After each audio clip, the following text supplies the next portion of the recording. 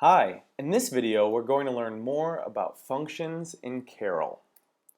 So what is a function? A function is a way to teach Carol a new word.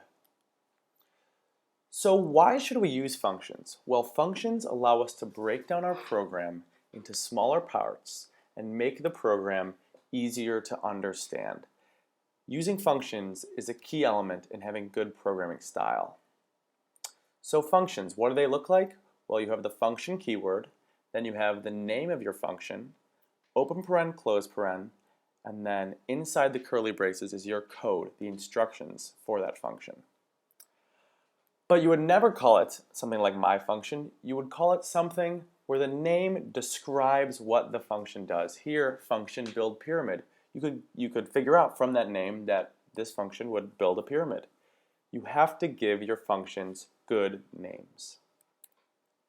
So there's two aspects to dealing with functions that we need to learn about. One is defining a function, and one is calling a function. So what is defining a function? That means you are specifying the instructions for this new action.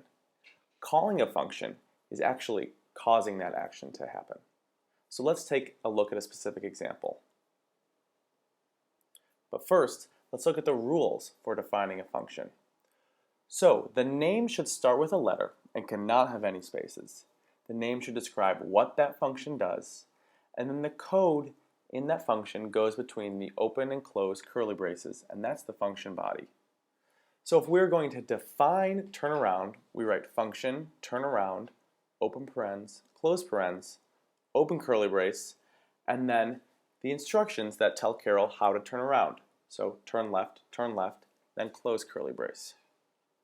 And if we want to call turnaround, if we want to make Carol actually turn around in our program, we write turnaround, open paren, close paren, semicolon. So let's go into our code editor and make this happen. Okay, so the program that I want to write here is a program where Carol moves forward one step and then turns around.